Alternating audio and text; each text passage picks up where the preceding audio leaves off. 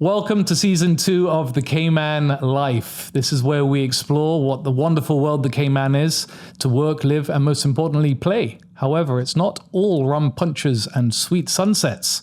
There's a darker side. I know that sounds really dramatic, but it's not necessarily a darker side. There's the reality of life living in the Cayman Islands. I am your host, Michael Joseph, and today I'm extremely excited to share this eye-opening episode with a very important guest, Tara Neilsen from ARC, Acts of Random Kindness. Now, before I introduce you, let me just make sure that I nail this. This is really important because kindness beyond measure is what Tara and ARC is all about. And again, frankly, I'm honored to welcome this guardian angel in the Cayman Islands. And I'm not exaggerating. In all honesty, this is the first time I've met Tara, and I'm embarrassed about it. And I said it just before we started because it's incredible, your devotion and everything you put into helping people in circumstances of crisis and the less fortunate, those that perhaps are left behind in Cayman's amazing, incredible, shiny progress. But anyway, I'm now blabbering on, and I just wanted to preface this conversation with the fact that you truly are incredible at what you do, and we're very grateful. And ladies and gentlemen, Tara Neilsen. Hello, thank you for having me today. You're very welcome. Can you tell us a little bit about how ARC happened, how it started, and why? Well, it started really in the heart through my faith. I have a very deep, strong faith in Jesus. And his great lesson, his most important lesson, is love. So if you look at love and what it means and how it translates, I really wanted to carry the love that he has shown me and shows me every day throughout my days and my life, because I'm so grateful to him for that experience and that compassion. As flawed as I am, as sinful as I am, and he rescued me with his kindness and his love, and it was so overwhelming.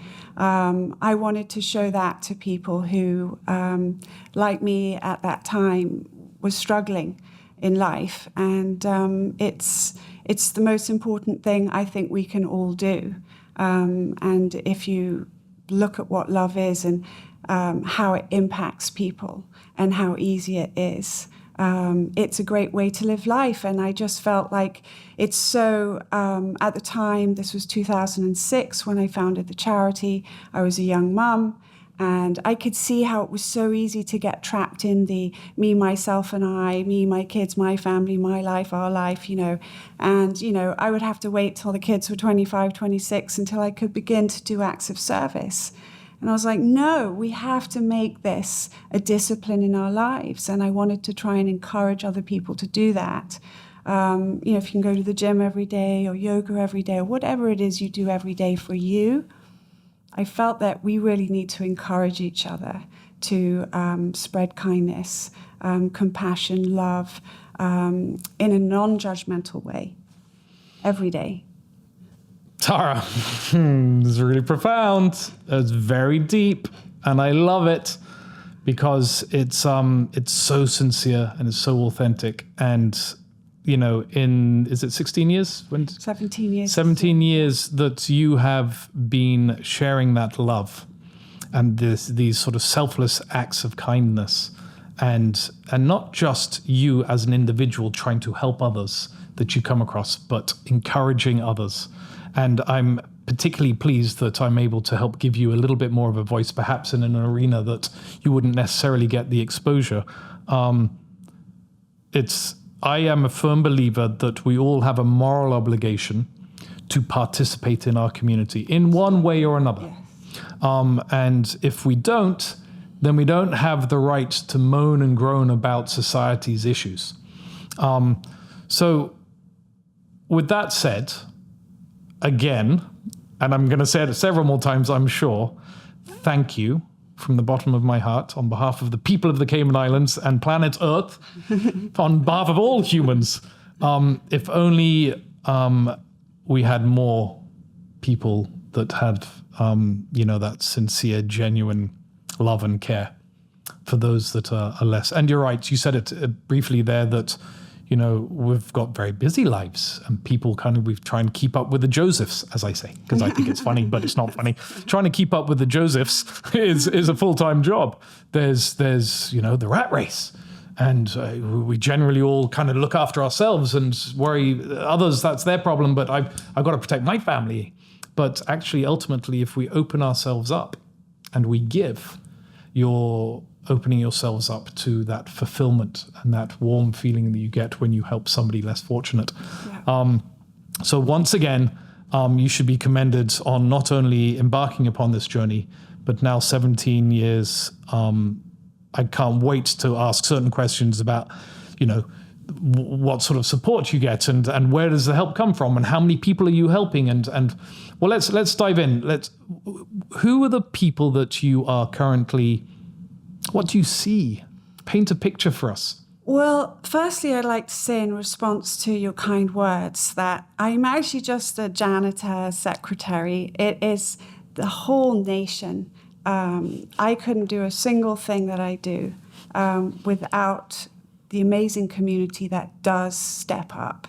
That has fueled ARC for 17 years. So everyone can have a great idea, it was a great idea. It was God's idea. It's love.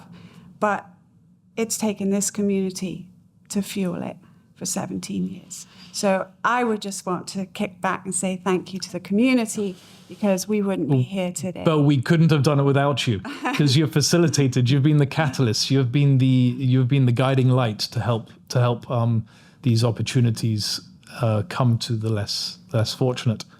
Well, but thank you. I think we're on the same page. Okay. You're wonderful. You really are. And sincerely, this is the very first time we've met, probably for 60 seconds before we started recording. Yeah. So this really is raw and genuine sentiments. I've always known about you, and I've often sent, a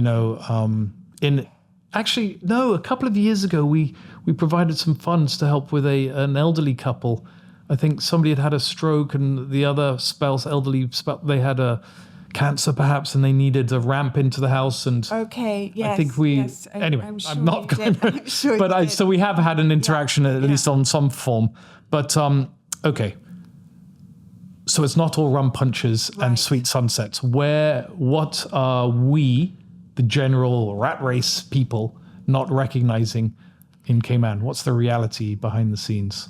Well, because I got into this journey, I became, exposed to the real problems here, the back streets, the sad stories, the homelessness, the hunger, the broken families, the mental health issues, the abuse, really, really terrible stories that you would not expect to find in the Cayman Islands, in a nation this small.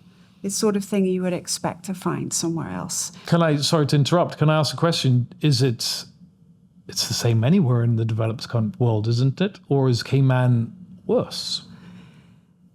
I can only speak for my journey that's been in the Cayman Islands. I mean, I do have experience in the UK as well, but based on the size of this country and the wealth and the proximity of the neighborhoods and the shanties in the shadows of monster hotels, it's very easy for us to help one another. It's very easy to change and transform the suffering if we, were able to work together more consistently. So I don't know, couldn't say if it's worse. It's shocking. But it's real. It's real. And it's, so many people will not believe that there are families living without power and water, families living with moldy walls and bedding, and people who've have no bedding, who are sleeping on mattresses today that they found in the woods in Ivan. We've got single mothers who are so depressed and oppressed and abused and neglected. They've got small children. They can't parent. It's so hard for them to provide for their children, to be a good parent We have a literacy program that's one of our core programs. Imagine being a parent and realizing your child can't read and you can't read to them. You can't rescue them, you can't help them. There's so many circumstances that really, if we had more support, community support, and people who, I think the propensity is for people to judge. It's human nature. And it's kind of like disciplining yourself to impart acts of kindness. You discipline yourself to really pull back and say, because you might immediately judge human nature, okay? But retrain your mind, retrain your thoughts, step back, and everyone has a story and everyone has a journey. How did that happen? How did they get there? Go back, go and listen. That's how art begins. It's the foundation of who we are. It's relationship, it's friendship. We go to the house, we meet the client, we sit and we counsel and we talk and we love them and we just listen. I mean, people just are so alone. They're so alone. They have no one to talk to. The families are broken. The relationships are... It's so sad. You can have 3 sisters living on the same street and none of them talk to each other. The families, maybe it's the same across the world, I don't know, but the community is absolutely shattered and splintered.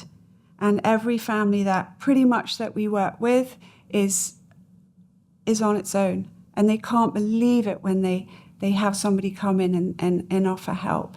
And listen, first of all, listen. Even if you turned around and you walked away and you said, look, I'm so sorry. Look, here's a hug. I don't know how I can help you, but I've listened to you. And invariably we do help and we find help because that's the way art tries to communicate the need is through the truth. And it's painful. We do show pictures that are painful, but it doesn't serve to brush it under the carpet any longer. If I go to a family and, one of the little girls was sleeping in sewage, I needed like $70,000. I said to her, look, I can't help you today, but if you're prepared to tell your truth, your story, I know the community will rally. And that's what people respond to. It's the truth. And when they know where their money's going and they can see it afterwards, that is really how you rally a community. People don't really read sad stories. It's just another sad story. But when you connect, like you're doing with your show, people, humanity, the story, the journey, the need, and the visual of the child, forget the story, forget what the mother's doing, forget what the mother's done, forget the father's story. The child is sleeping in sewage. No, not okay. Let's get together and solve this. There's no room for judgment. And the kind of love I experience from Christ, he doesn't judge me. And I'm not going to judge either. It's pretty heavy stuff. Yeah. And you live this day in, day out. Yes. You've seen a lot of hardcore sadness. Yeah, there's a lot of sadness. There's a lot of, but today we could go and do a home visit, take a chat recently. Mr. James in a wheelchair, one leg, basically lives under a tree because it's drier in the rain than it is in his house. And he has buckets all over his house, over his bed, everywhere, catching the rain. It's drier under the tree. Okay. So we go in and we renovate it and we make it wheelchair friendly. They don't have a voice. We're able to be a voice and say, go to a group, a bank, a donor and say, hey, look, James is living like this. Is there anything you can do? Like right now, we're building a tiny house. And for a wonderful lady called Marva, whose house burnt down in 2020, she lost everything with a shirt on her back. She's 78. And I approached NCB and I said, can you match it? And they said, yes. Why? Because they knew about Marva. They could meet. I took them to meet Marva. They saw her piece of land. They heard her story. One of them remembered her being the popcorn lady at the movie theater, and it's that connection. We're human. Where's the humanity anymore? Okay. So how many families, people, individuals are you currently working with? Well, hundreds of families. And It's never ending, right? No, it's never ending. So you said, and I quite agree with you, it's not okay that a child is sleeping in sewage. Forget about any judgment of the parents or what the father or mother did or didn't do. But, and this, forgive me if this comes across wrong, I don't mean to sound rude, but are you not just doing Band-Aid fixes? Again, forgive me. Yeah.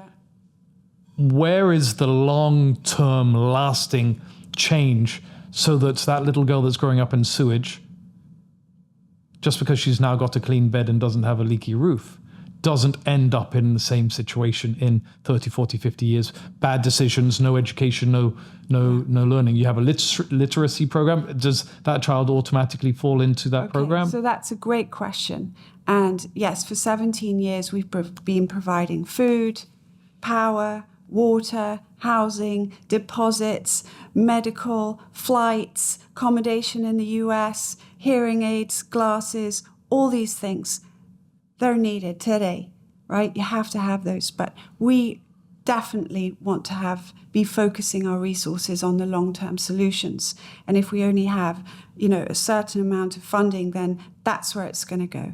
And that is the MARE program, which is MER, Mentor, Educate, Reinforce. And it is the most fantastic holistic program. It is a perfect blueprint that my dream is to replicate it through all the government schools. So it's perpetual. That it helps and eradicates these patterns and trends from starting. For example, let's take the child who was sleeping in sewage. I got a call, they needed help. I did the home visit. I was like, okay, I see what we have to do. So we fixed up the house. We made sure they had power and water. The mother was totally rehabilitated through the reno of the house. I mean, she was like a completely different person once she had a bathroom and a bedroom and a kitchen, and she got a better job. Her life was completely transformed. We took her daughter, we put her into the MARE program, right, which is intensive academic remediation. It's not paired reading. We're just sitting there reading. This is a special education teacher who is trained to teach children who have learning difficulties. Trauma, who've missed the foundations of learning, all kinds of reasons. How old is this little girl now? So now she's 9. We take children from age 7, so they're going into year 3. And the idea is to catch them in the early years. The formative years. Right. So, yes, they should have been caught earlier, right? But with the government schools, these 7-year-olds who are rolling into year 3, the ones who have already been red flagged by the school that they cannot serve, they are illiterate. They're rolling into year 3 illiterate. Right, so our program is to swoop in and take that 7-year-old, make sure they have a clean house, make sure they have a bed, a kitchen, a bathroom, make sure they're connected to utilities, and then our teacher is located in the government school where the child goes to tutoring every single day, 5 days a week, 1-on-1 or 1-on-3. And then they engage with our after-school program. So they are part of a family. So we're not just, taking Joseph, who's hungry and lives in a moldy house, and giving him first-class academic intervention.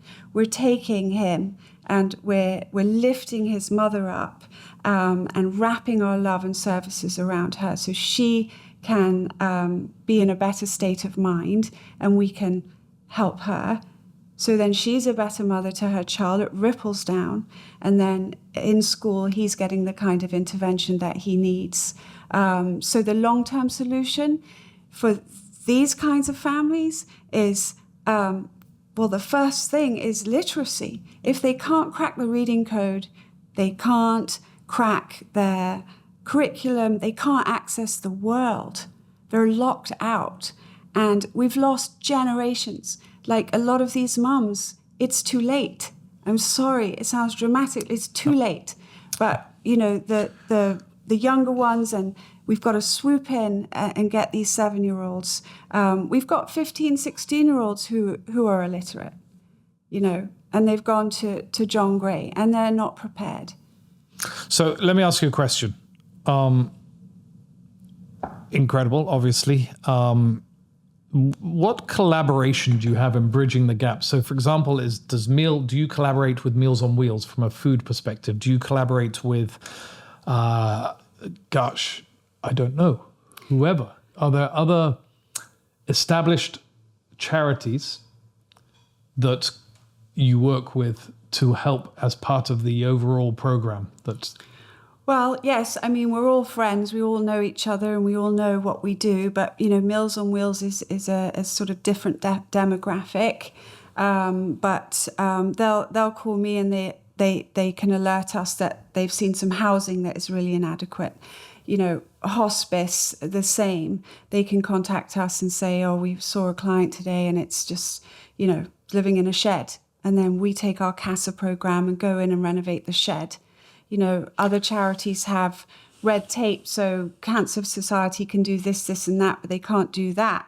So they call us, and we're able to help. So because it's acts of random kindness, we have a lot of bandwidth of what we can say yes to, because ARC is really an umbrella to a series of charities, because we have our hunger, our housing, our education, our crisis, our medical. So we can reach into our different programs and offer relief. But alongside the education, the other priority is the housing, which we see on a daily basis how dire the housing and living conditions are for families.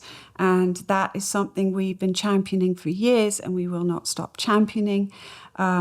It's just, there has to be a standard of living that we have in the Cayman Islands, and nothing less than that standard is acceptable. It should be a crime. It's a crime. And there should be a penalty for that, for anyone allowing or having housing in that condition. So we're working on a really exciting project for 2024, a housing project on top of our tiny houses. And for example, one of the children, well, lots of them, but to take an example, one of the children in our mayor program, Johnny Cumber, we did the assessment, went to the house. One of the children was sleeping in a toddler bed. She was 13, toddler bed, 13-year-old. The little boy slept with his mother. It was one room. They didn't have a functioning bathroom. We immediately went in. We built 3 bedrooms, a bathroom, little kitchen area. Their entire life has been transformed, and that is by caring and getting to know them, right? Going to their house and being, just being honest. Do you have anybody push back and deny help and say, I don't need you? No. I mean, one of the policies for the mayor program is that you are required to have a home visit. Because if you're going to give me $10, I want to know where I'm going to put your $10. Yeah. Right? Okay. So coincidentally, actually, NCB, Matt White, and that's how I was aware of this building, the house, the tiny home for Miss Marva, funnily enough. But NCB and Property Cayman got together a few weeks back now to do a Meals on Wheels delivery day. There was about 40 of us, and it took 2.5, 3 hours. And that program's incredible. But one of my team members, and we split up, NCB and a Property Cayman person had to drive together. Oh, so it's been, connected. Yeah. But one of them came back saying they had a terrible experience, and she cried. My team member cried because of what she had seen. There was an elderly gentleman. And while they were delivering the food, it's not just to drop off and walk out the door. It's part of it is to spend some time and chat and give them, you're like the first person they've spoken to in at least a day. There was this little 2-year-old girl in a very scruffy, torn, holed, very dirty outfit, a onesie, I suppose. And she sort of walked up to them and by all accounts looked like a normal 2-year-old little girl. But then she sort of cowered a little bit and stood in the corner, and she peed in the corner. And my team member and her NCB colleague said, "Oh, it's okay, darling. We can help you clean it up. Don't worry." But they assumed was the grandfather, perhaps the parents were away at work, proceeded to basically emotionally abuse this child and screamed at the child, "Look what you have done. These people have come here. Look, she's wearing a belt. I can take off that belt and whip you."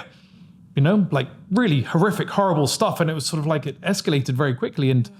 And they kind of talked to him in the sense, "Oh, sir, I don't worry, darling, it's okay." And they tried to sort of share a little bit of love. But I had suggested that there had to be a report, had to go back to Meals on Wheels so that Meals on Wheels could carry that forward. And the response from Meals on Wheels was, "Thank you very much for letting us know. Unfortunately, we hear a lot of these sorts of stories. We will look into it and they will action it." And they have a system in place. But it's very sorry to hear these horrific stories, children sleeping in sewage in the Cayman Islands, this affluent, clean, shiny. And we spent our entire tourism product is about how amazing. In my line of business, in all of my episodes, talk about how incredible Cayman is. But we have to be realistic and authentic and genuine and remind everybody that we are human. And particularly with our population growth, this is only going to continue to get worse and worse. And I would be doing my country a disservice if I didn't play my part in highlighting the realities. You're doing an incredible job, but it's still somewhat insulated. We, generally, those on the shiny side of Cayman, are buffered from these realities. And I said it before and I'll say it again, that we all have a moral obligation to participate in our community. And I'm actually kind of choked up right now because it's so sad to think that I have such abundance in my life. I'm so blessed. I travel 6 times a year across the Atlantic. I've got so many points, I get to go business class. And if I'm not in business class, I get upset because I'm a spoilt brat. But the reality is, all we have to do is just do a little bit. And that's your philosophy. It's small acts of kindness, random acts of kindness, perhaps in your family, in your world.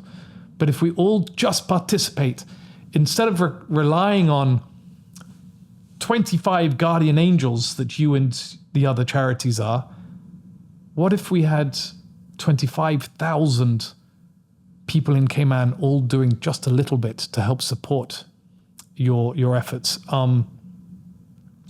And I hope that this gives you a bit more of a voice and this reaches people's hearts a little bit better. I know that my wife is incredible. She got a bonus. She works in a accountancy firm, and they got a small bonus, and she's decided that she wants to give it all to a charity. And don't get too excited, but I've said, "Oh, you should give it." I'm talking with Tara, you should give it to. But I love that about my wife. Her heart is so big, and sure, we could use that to pay off a chunk of the mortgage or fix this problem, or wouldn't it be nice if we had a new rocking chair or whatever? I don't know. But that's an example of if we could all be just a little bit less selfish and self-centered and self-serving, and if we don't play a role in some way, then we don't deserve to get upset or emotional about these realities. Excuse me, I'm sorry for getting a little bit intense there, but it's important. You've absolutely touched my heart. These topics that I've got lined up here are a little bit superficial compared to where this conversation's gone. And I hope that... How much do you need on a monthly basis? What sort of... Well, for our mayor program, we need at least $150,000 a year just for CI, just for that. That's basically to run the program. And how many? So that's for 25 students. That doesn't include running the building. It doesn't. Like we've just spent $130,000 on small home improvement projects, creating bedrooms and bathrooms. We've got a lady who has blood cancer. She had no running bathroom. She couldn't bathe. She's very elderly. She's very ill. We were able to just go in and give her a bathroom. We've got tons of projects going on all the time, every minute. So we need constant support. We had a little girl, we were tipped off, there was a little girl a couple of years ago in hospital that had a collapsed lung. She was 3 years old. Their parents couldn't afford to medevac her off island. She would have died. We put a post on Facebook, raised $30,000 overnight. It saved her life. So ARC is a platform for kindness. It's a way to get the word out. And if everyone could just, as everyone has a different heart, there's no competition. It's like you have a heart for hospice or education. We have donors who just want their funds to go to housing or to education or to hunger or to utilities. Just if it's not the season right now in your life where you have time, then just take a little time to research the charities on the island and make a commitment. So, okay, for this year or for 2 years, I'm going to really support them. And it doesn't mean thousands. It means it can be $100. It could be $10 a month. We've got a lady squatting right now in Georgetown, 5 months squatting, no power, no water, washing with a hose in someone's backyard. If you gave her $10, she just wouldn't believe her luck. There's a barrenness, there's a loneliness. So, sorry to interrupt, the judgment is that if I give her $10, I don't know if she's going to go and buy some drug or she's going to buy herself a 6-pack of beer. But if I give you $10, right, then I know that it's in safe hands and the funds will go towards it. It will, but if you did decide to give it to her, if in doubt, always give. That's between her and God. Don't walk away. Don't make that judgment because that's between her and God. Touché. Well played, Tara. Well played. So you need $150,000 a month. I need when the program explodes and we have them in every government school, then we're going to need millions. But if someone's looking to really have an impact, a long-term solution, it's $60,000 a year for a teacher. A highly trained special education teacher.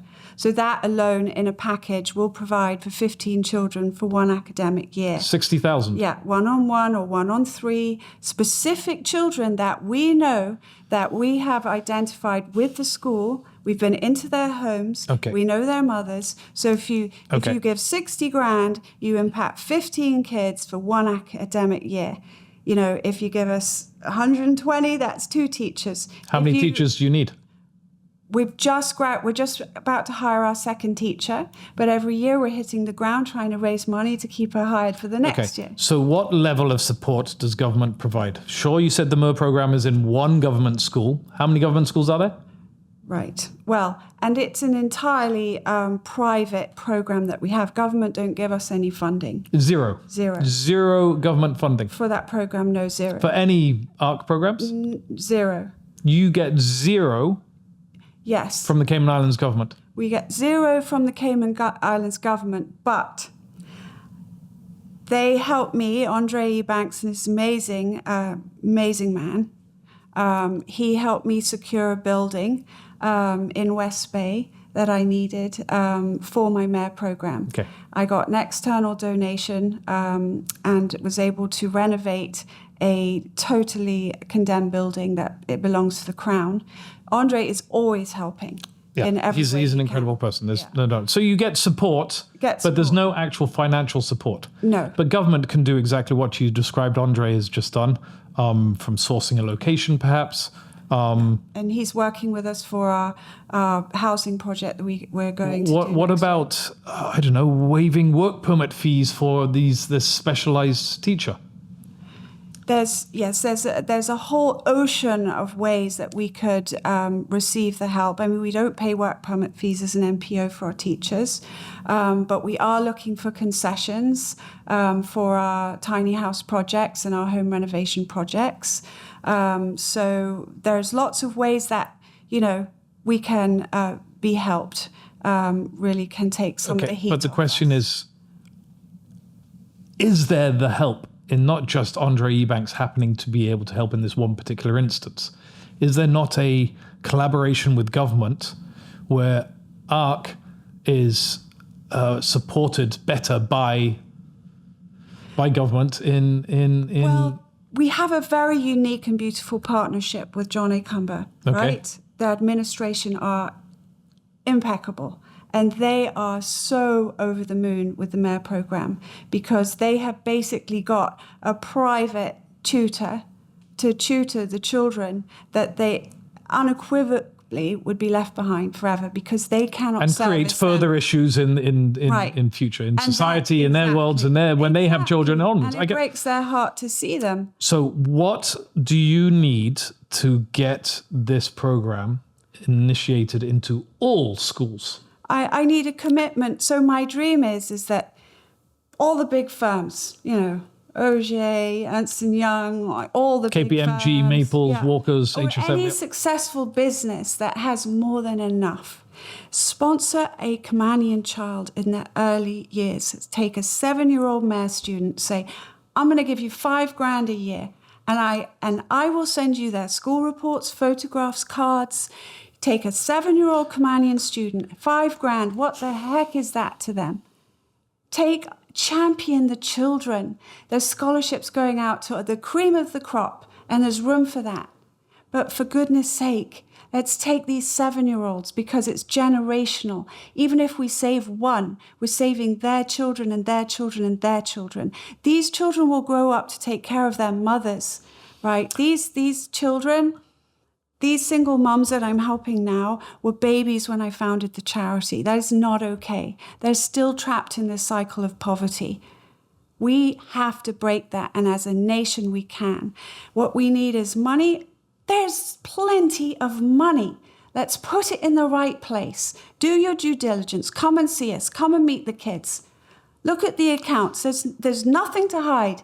Come and see this is a perfect blueprint because not only do we break we break the literacy code, we love the kids, we take care of the housing, we tend to the well-being of the mother, we're in touch with them, we know that they have food, they don't have food, they have power, they don't have water, or, we're doing a bedroom right now, a little dream bedroom in this slum of a house for these 3 beautiful girls that just want a lavender bedroom.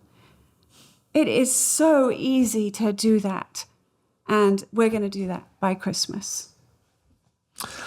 So if I got 100 people, perhaps this is a challenge in the making right now, if we got 100 people to commit to 5,000 CI dollars a year each to your Mayor program. Yeah. For 5 years, is that... Yes, because that would be just a breakthrough because we're always trying. Is that the game changer? It's a game changer. That'll be 100 children protected for 5 years in their formative years. Yeah, we'll take on more teachers. We were at Georgetown Primary. They're desperate for us to come back. It's a perfect relationship because they know the kids and we have the program. It's perfect. I'm all about the long-term fixes. The short-term Band-Aid issues are required, are necessary. You got to plug the leak, right? Yeah. But why was the leak there in the first place? That's what I'm more interested in. And first of all, before I segue into that, and I'm going to talk about Property Cayman Cares, I want to say that I'm going to be giving $5,000 CI a year for 5 years, and you're absolutely right. It's nothing, and when you give, you receive so much more, and it's filling that. And these are just heartbreaking stories, and it's just disgusting that I haven't done more. I can only speak for myself, but hopefully others listening might feel some heartstrings as well. And let's see if we can get people to reach out to you and ARC and commit to a 5-year commitment. And, there are some people that have got lots of money and no time. Some people have got lots of time and no money. Yeah. And it almost doesn't matter what you do. Perhaps this is not for you. Right. But walk the Humane Society dogs on Saturdays with your kids. It's a great activity, gives you movement, and it helps them out a lot. Yeah. Or go to the Breast Cancer Gala. I found it's an incredible gala. It's very shiny and glitzy and wonderful. Or I'm a founding member of the 100 Men That Give a Damn. You've heard of us? Yes, yes. And we are facilitators in the charity world. Yeah. We're not a charity. We are just people that create awareness. Yeah. We meet once a quarter. You bring $100 CI each, and you listen to 3 local charities give a 5-minute pitch each. And then right then and there, the amount of guys that have turned up will vote for who they feel the recipient of those funds should be.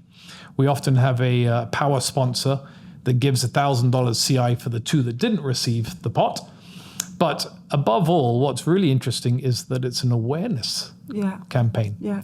And often these different charities will get phone calls from the membership afterwards saying, hey, my aunt had dementia and I would like to help, or my wife's got breast cancer, whatever it may be. Yeah.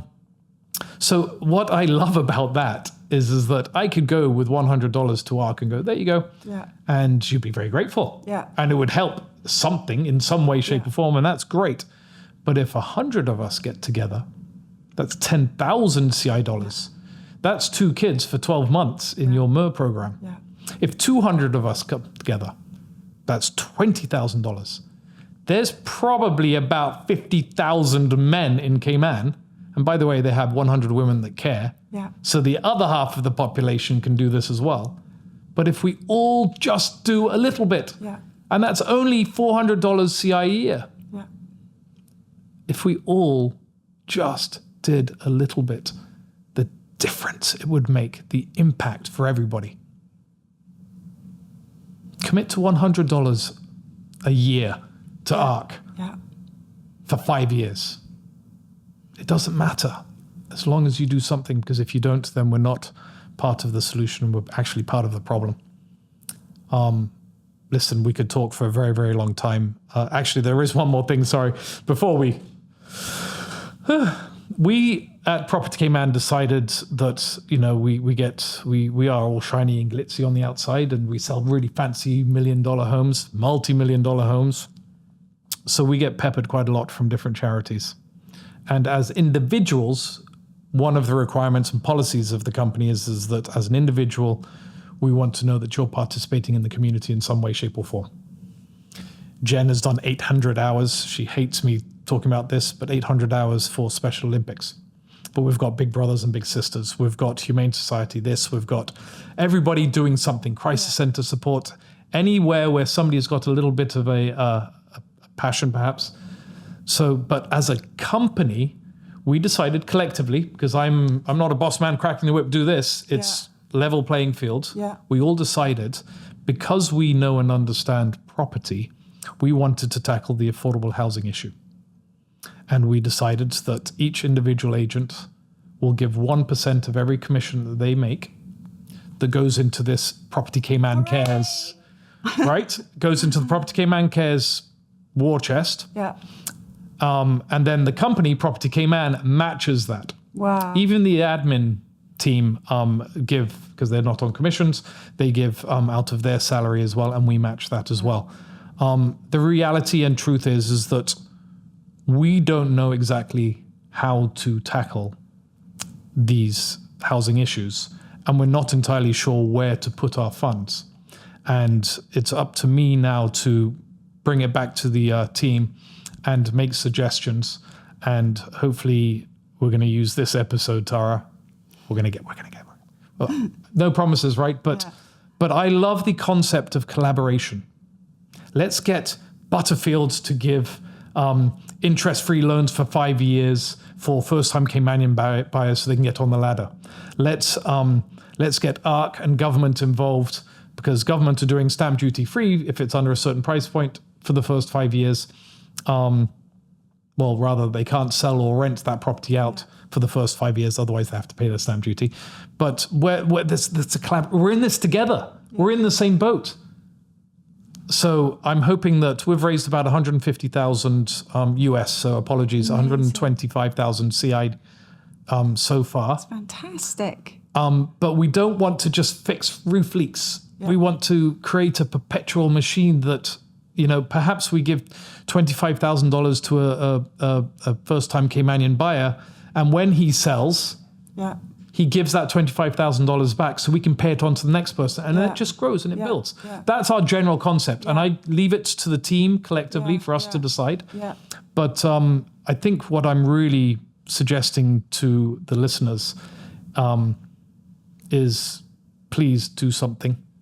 Recognize that there's a lot of pain out there. And if you're watching this, you're probably watching it on a nice phone in the comfy, cool, air-conditioned couch. And I don't mean to sound rude the way I said that, but the likelihood is that there are people that have got it really, really quite bad out there.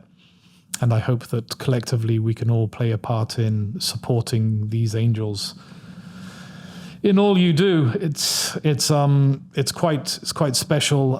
It's incredible. It's heartwarming, and it's pretty deep stuff.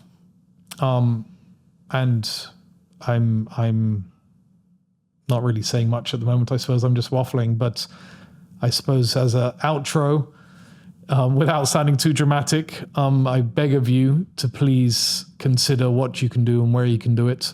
Obviously, ARC is an incredible organization that Tara has devoted herself to for 17 years. Imagine the difference that she's making.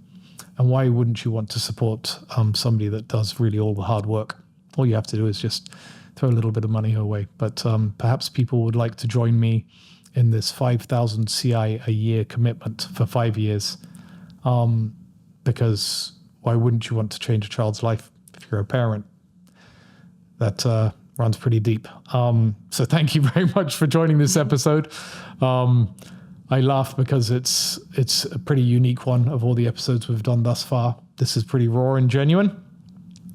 And I look forward to seeing you on future episodes. And until then, we'll see you on the beach. To the end.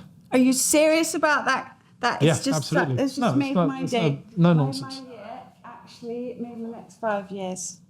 And we can pick. So we could pick a child. I don't.